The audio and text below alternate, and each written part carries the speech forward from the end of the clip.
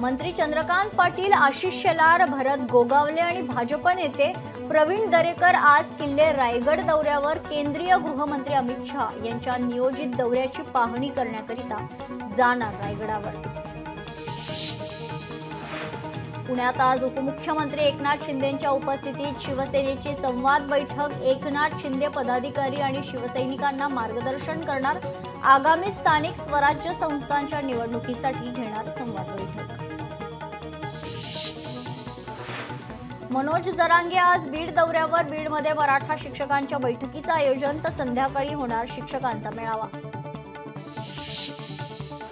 त्र्यंबकेश्वरमध्ये आज साधू महंतांची बैठक। त्र्यंबकेश्वर नगर परिषदेमध्ये बैठकीचं आयोजन, जिल्हाधिकाऱ्यांच्या प्रमुख उपस्थितीत होणार बैठक।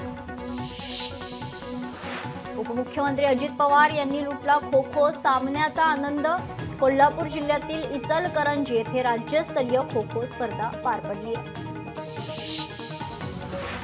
नवी मुंबई महापालिकेत 620 पदांची मेगा भरती। आजपासून ऑनलाईन अर्ज प्रक्रिया सुरू। उमेदवारांना ऑनलाईन परीक्षा द्यावी लागणार।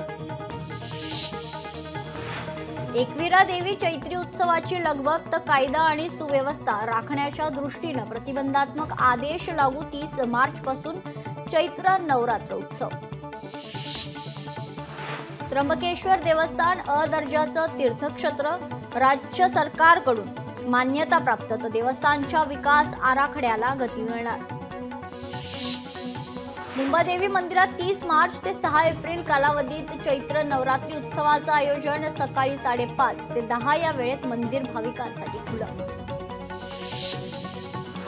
लालबाग सार्वजनिक उत्सव मंडळाच्या वतीनं मुंबईचा राजा आर्ट फेस्टिवल आणि गुढीपाडवा उत्सवाचं आयोजन। लालबागमध्ये 2 दिवस उत्सवाचं आयोजन। 29 मार्चला सायंकाळी 6 वाजता होणार उद्घाटन। मंत्रालयात 2 दिवसांपासून पाणीपुरवठा ठप्प, कर्मचाऱ्यांच्या घशाला कोरड। वर्गात नियमित हजेरी न लावणाऱ्या विद्यार्थ्यांना 12वीच्या परीक्षेला परवानगी नाही। केंद्रीय शिक्षण महामंडळाचा निर्णय, तर डमी प्रवेश देणाऱ्या शाळांवर कठोर कारवाई। पश्चिम महामार्गांवरील आज एसी लोकल दिवसभर बंद। दिवसभरातील एकूण 17 एसी लोकल आज रद्द, तर त्यामुळे आज एसी लोकलने प्रवास करणाऱ्या प्रवाशांना करावा लागणार नॉन एसीने प्रवास। रमजान महिन्यातील पवित्र मानल्या जाणाऱ्या शबे कद्र परभणीत शांततेत संपन्न। जिल्हा पोलीस अधीक्षकांनी स्वतः फील्डवर उतरून घेतला सुरक्षाचा आढावा। बदलापूर पूर्वेच्या रहिवाशांना 1.5 वर्षापासून पाणी मिळत नाहीये, त्यामुळे दररोज हजारो रुपये खर्चून टँकरनं पाणी पुरवठा। पाणी मिळत नसल्याने रहिवाशांची MIDC कार्यालयावर धडक। अमरावती जिल्ह्यात कापसाच्या दरात 300 रुपयांनी वाढ। 80% शेतकऱ्यांनी यापूर्वीच कापूस विकला, मात्र आताही हमी भावापेक्षा दर कमीच। नांदेड शहरात 100 कोटीच्या CCTV कॅमेऱ्याचं नियोजन रखडलंय, त्यामुळे आगामी सण उत्सवाच्या पार्श्वभूमीवर पोलीस विभाग भाडेतत्वावर शहरात लावणार 100 CCTV। लातूर जिल्ह्याच्या खेळाडूंचे राज्यस्तरीय शालेत ट्रॅडिशनल रेसलिंग स्पर्धेत यश। 2 सुवर्ण पदक, 2 रजत पदके आणि 13 कांस्य पदके पटकावत मुलींनी मारली बाजी। तर स्पर्धा शिर्डी येथे आयोजित करण्यात आल्या होत्या। शेतकऱ्यांच्या कर्जमाफीसाठी जालन्यात शेतकऱ्याचं विहिरीत खाट टाकून आंदोलन। जालन्यातील बदनापूर तालुक्यातील अकोला गावात सरकारी विहिरीत सुरू आहे आंदोलन।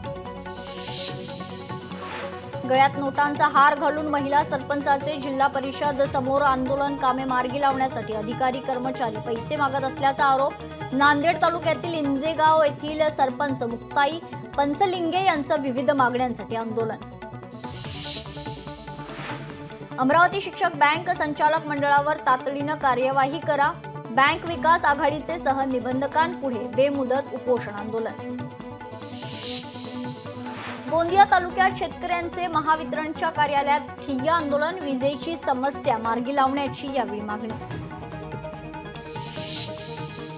मालेगाव महापालिकेत मानधनावर काम करणाऱ्या सफाई कामगारांचे ठिय्या आंदोलन। पगारातून पैसे कपात केली जातात आणि विविध मागण्यांसाठी सफाई कर्मचाऱ्यांचं आंदोलन। येवल्याच्या आझाद चौकात असलेल्या दुकानात जुगारचा अड्डा पोलिसांना छापा टाकत केली तर 5 जुगाऱ्यांना अटक। या कारवाईत रोख रकमेसह जुगाराचे साहित्य देखील पोलिसांनी जप्त केले। विक्रीसाठी आणलेली 3 गावठी पिस्तुले जप्त, तिघांना स्थानिक गुन्हे अन्वेषण शाखेनं अटक केली आहे। कोल्हापुरातल्या दसरा चौकात करण्यात आली कारवाई। नवी मुंबईतील वाशीमध्ये धावत्या रिक्षाला आग, प्रवाशांच्या सतर्कतेमुळे टळली मोठी दुर्घटना। अग्निशमन दलानं घटनास्थळी धाव घेऊन आग विझवली। मुंबई गोवा महामार्गावरील खेड बोरज येथे कारनं घेतला पेट, या कार पूर्णपणे जळून खाक झाली। सुदैवाने यात कोणतीही जीवितहानी झालेली नाही। येवला शहरात होलसेल भाड्याच्या दुकानात चोरी झालेली आहे। तब्बल 30 ते 35 लाखांची तांब्या पितळ्याची भांडी चोरीला गेलेली आहे। यामुळे तालुक्यात खळबळ। कल्याणच्या आधारवाडी कारागृहाबाहेर सराईत गुन्हेगाराच्या कार्यकर्त्यांची हुल्लडबाजी। आरोपी 307च्या गुन्ह्यातील सुजित पाटील याची जामिनावर सुटका। गोंधळ घालणाऱ्या समर्थकांना खडकपाडा पोलिसांनी ताब्यात घेतलंय। बॉलिवूड अभिनेता अरमान कोहलीच्या घरात चोरी, सोने आणि 1 लाख रोख रक्कम चोरीला लोणावळा पोलिसात गुन्हा दाखल। तलवार घेऊन दहशत माजविणाऱ्या संशयिताला नाशिक पोलिसांकडून अटक। नाशिकच्या म्हसरूळ परिसरातील घटना, तर संशयितांकडून 2 तलवारी हस्तगत। अहिल्यानगर शहरातील कोतवाली पोलिसांनी काढली 5 आरोपींची धिंड। आरोपी राहत असलेल्या काटवण खंडोबा परिसरात काढण्यात आली धिंड। यवतमाळच्या वणी शहरातील नामांकित हॉटेलला भीषण आग, आगीमध्ये हॉटेल संपूर्ण जळून खाक झाले। यामध्ये लाखोंचं नुकसान, तर आगीचं कारण अद्यापही अस्पष्ट। एमफिलचे खोटे प्रमाणपत्र देऊन पीएचडीची नोंदणी करणाऱ्यांविरुद्ध पोलिसात तक्रार, 2 जणांची पीएचडीची नोंदणी रद्द होणार।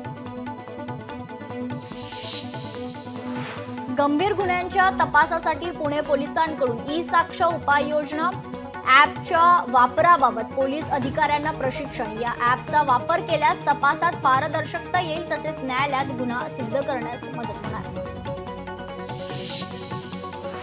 नाशिकच्या ओझरमध्ये अल्पवयीन मुलीवर अत्याचार करणाऱ्या संशयिताला नाशिक पोलिसांनी ताब्यात घेतले। अल्पवयीन मुलीवर अत्याचार झाल्याची धक्कादायक घटना उघडकीस 24 तासाच्या आत अल्पवयीन संशयिताला ताब्यात घेण्यात आले। नागपूरमधील हिंसाचार प्रकरणातील आरोपी मोहम्मद इंजिनियरची जामिनासाठी कोर्टात धाव। नागपूर जिल्हा सत्र न्यायालयात जामिनासाठी अर्ज, तर मोहम्मद इंजिनियरच्या जामिनावर आज सुनावणी। भारतीय जनता पक्षाकडून संजय केणेकर यांची विधान परिषदेवर आमदारपदी वर्णी, त्यानिमित्तानं स्वागत रॅलीचं आयोजन। रॅलीतून ठेकेदाराची सोन्याची साखळी लंपास।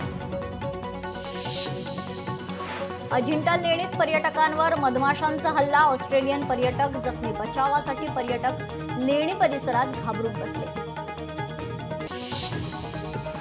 23,39,000चा जप्त मुद्देमाल मूळ मालकाला परत करण्यात आला। परभणीचे पोलीस अधीक्षक रवींद्र सिंग परदेशी यांच्या हस्ते मुद्देमाल मूळ मालकास सुपूर्द करण्यात आला।